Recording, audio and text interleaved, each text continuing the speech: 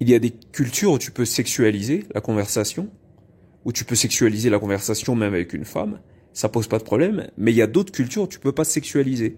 Même avec les hommes vont toujours te ramener à la morale.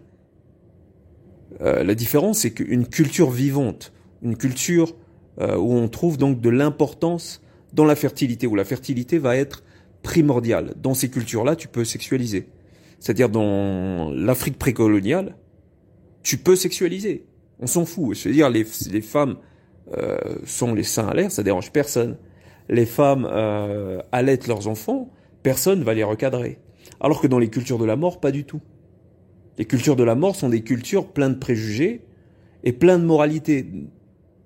Il y a toujours cette moralité dans les cultures de la mort. C'est-à-dire que on prépare non pas la vie après la mort, on ne vit pas en observant la mort, mais plutôt on vit dans le jugement d'une fin malheureuse, pas d'une fin heureuse. Donc on te juge que dans la finalité de prétendre qu'en fait, toi, tu vas aller en enfer. On te juge pas parce que on a pour finalité donc de t'aider ou de permettre de t'émanciper. Donc les cultures de la mort sont des cultures religieuses. Hein. Par exemple, pour moi, les cultures de la mort, ce sont les cultures des deux religions, hein, des trois religions plutôt révélées, ou plutôt des deux religions, la culture juive, qui est une culture qui est propre à un peuple. Donc je vais pas vraiment en parler, mais je vais plutôt parler des cultures des prosélytes, hein, de celles qui ont une finalité prosélyte. Ce qui n'est pas du tout le cas de la culture juive, elle n'est pas du tout prosélyte.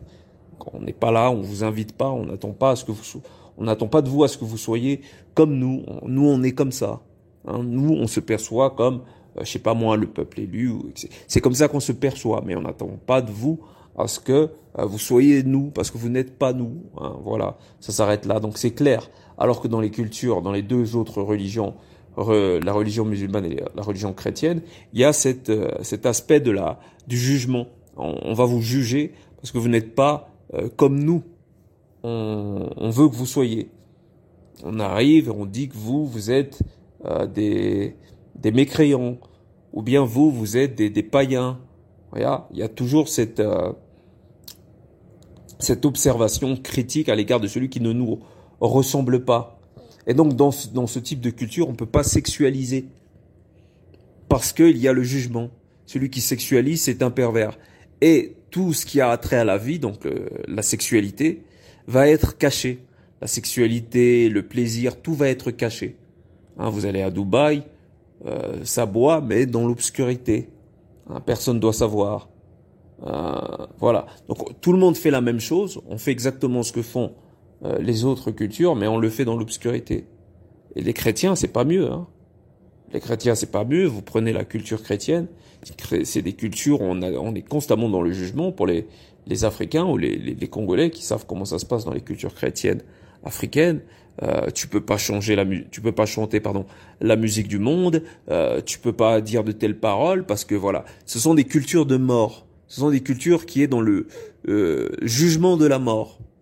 On te juge parce que tu n'es pas en adéquation avec cet environnement du religieux. Et donc dans ces cultures-là, tu peux pas sexualiser. Tu peux pas dire, par exemple, je sais pas moi, voilà, tu peux pas dire cette femme est jolie, je trouve qu'elle a de belles fesses.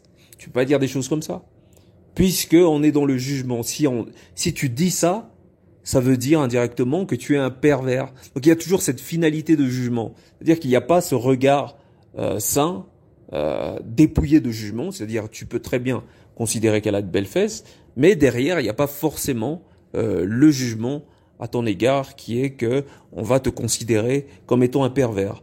Alors que dans la culture de la mort, donc dans la culture religieuse, qui est la culture qui fait valoir la mort plus que la vie, dans ces cultures-là, ces cultures qui sont opposées à la fertilité dans l'homme, c'est-à-dire euh, les cultures qui sont opposées à la vie, pour la vie, les cultures qui ne vont pas dans le sens de la vie, mais plutôt dans le sens de la mort, ces cultures-là, elles vont juger. Elles vont juger, elles ont besoin d'un méchant, elles ont besoin d'un mauvais, elles ont besoin d'un diable. Ce Dieu a besoin du diable, sans quoi il ne peut exister. C'est grâce à cette opposition avec le diable qu'il arrive à exister, sans quoi il ne peut pas exister. Hein. Le Dieu de la Bible ou du Coran ne peut pas exister sans l'opposition au diable. C'est le diable qui lui donne tout son aspect philosophique et toute sa raison d'exister. C'est l'opposition au mal. Et il est censé représenter le bien. Mais vu qu'il est censé représenter le bien, il faut qu'il y ait un mal. Et ce mal, ça va être l'opposition même à sa religion et à son dogme.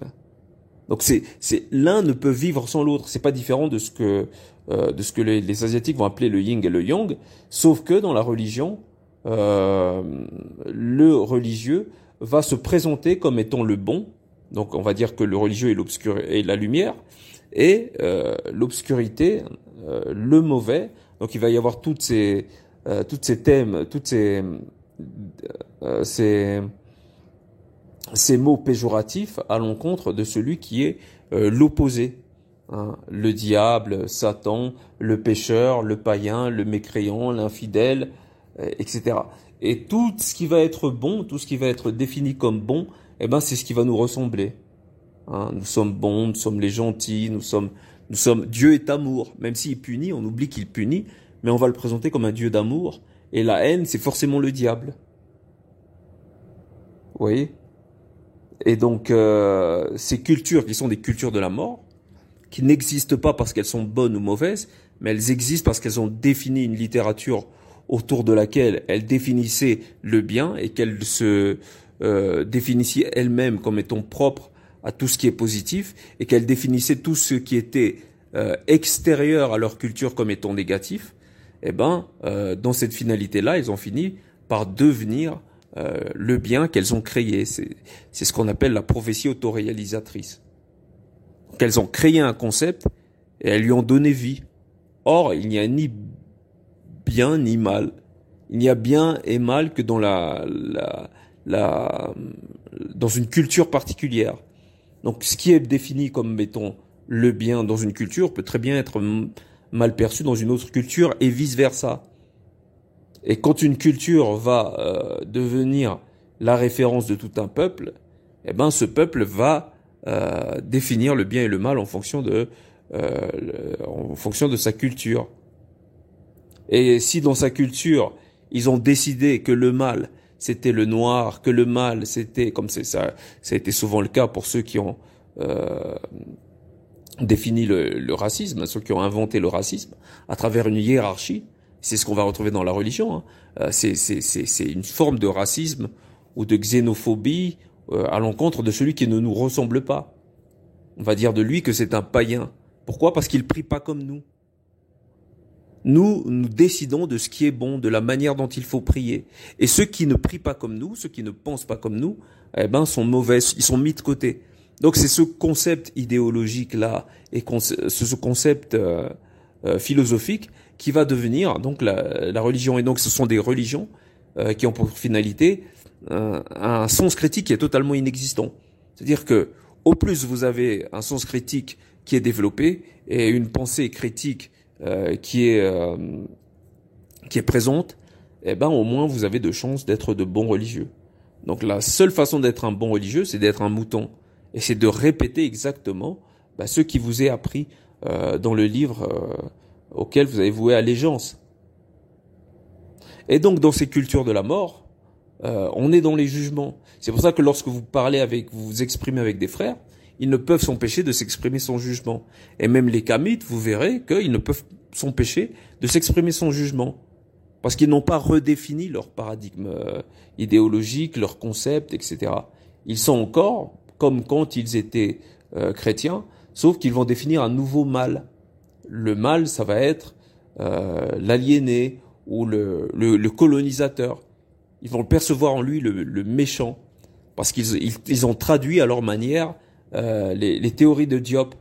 Or Diop n'est pas du tout, or les livres de Diop ne sont pas du tout idéologiques, mais le Kamit a repris les concepts de Diop et il les a détournés, pardon, en des concepts idéologiques. Il en a fait des idéologies.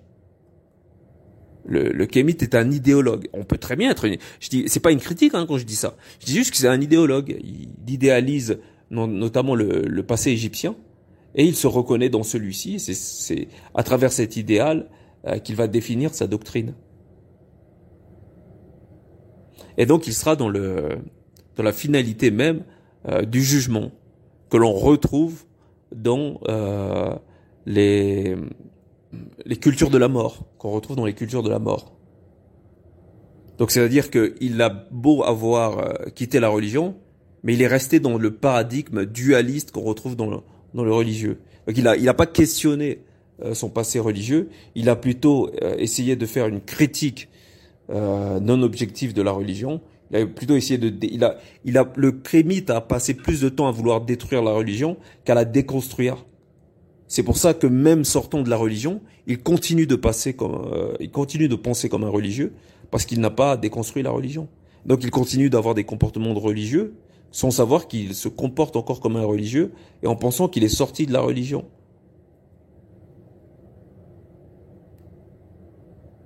Alors que pas du tout, il n'a jamais déconstruit la religion.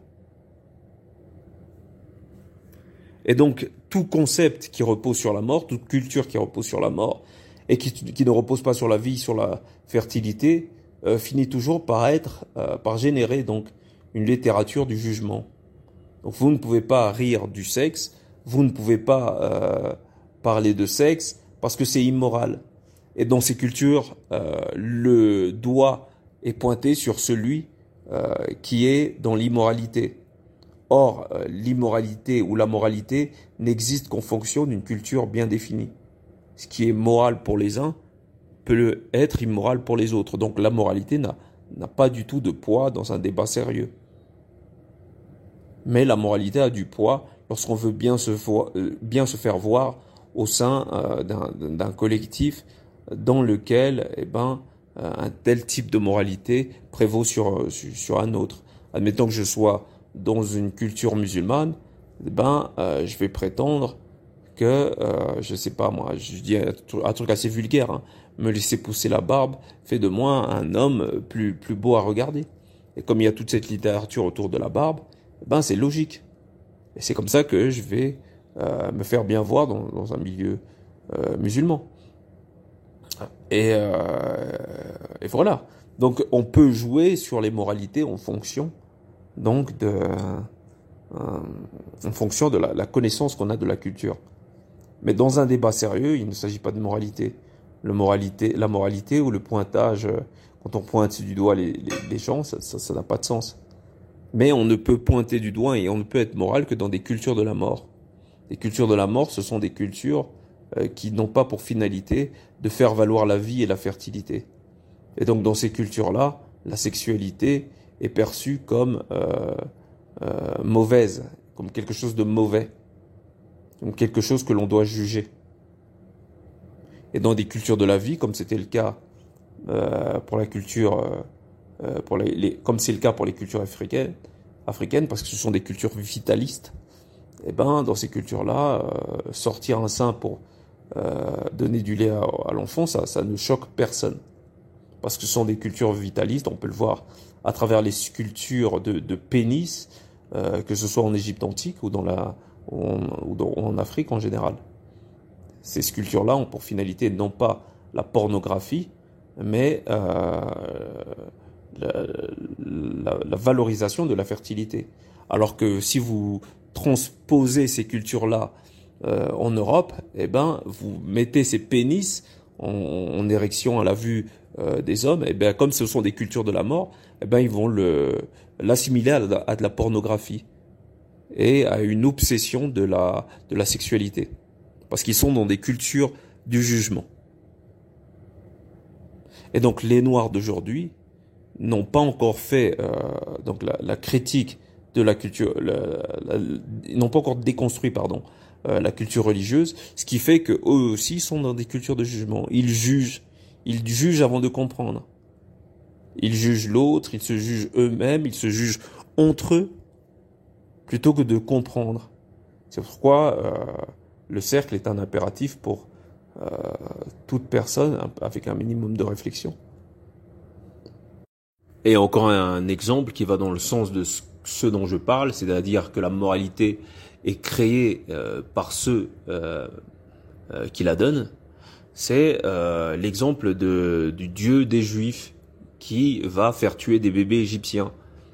Donc ça peut paraître immoral, mais comme ces bébés ne sont pas juifs, eh ben c'est moral pour le Dieu, c'est moral pour le juif ou c'est moral pour le chrétien que ce Dieu d'Israël ait fait tuer des bébés. Ça ne pose aucun problème parce que c'est un Dieu qui est partisan, c'est un Dieu qui est favorable aux volontés de son peuple. Et donc il a beau devenir universaliste par le biais de Jésus, on ne sait pas trop comment. La réalité, c'est qu'à son origine, eh ben, il est partisan. Il est partisan pour lui-même. Et donc, admettons que vous soyez issu de la culture de la communauté égyptienne, ben pour vous, ce Dieu-là ne peut pas être bon. Et donc, c'est bien la preuve que la moralité ne sert les intérêts que de celui qui la donne. Et la moralité est propre à une culture particulière. On ne peut pas être moral pour tout le monde. C'est-à-dire que le fait de tuer des bébés, c'est très moral pour les juifs. Le fait de tuer des bébés égyptiens, c'est moral pour les juifs. Mais pour les Égyptiens, c'est immoral, puisque c'est eux qui ont perdu des bébés. Et par la suite, on va estimer que cette culture est devenue universelle. On ne sait pas trop comment. Jésus est arrivé. Il est venu pour tout le monde. On ne sait pas trop comment. Lui-même étant juif. Voilà, il décide comme ça, sous base de sa propre culture initiale, qui ne changera pas un iota. Et il arrive à nous définir une autre religion, sans changer un iota de la religion du passé, alors que c'est deux concepts qui sont totalement différents. Et donc, conclusion, la moralité n'est pas ni bien ni mal. La moralité, c'est une arme de distraction massif.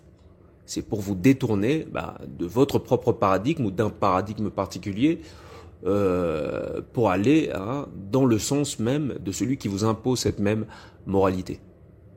Donc c'est une arme de manipulation qui est très efficace et qui marche avec les peuples stupides et sans sens critique et surtout sans considération nationaliste, comme ça peut être le cas pour la communauté africaine.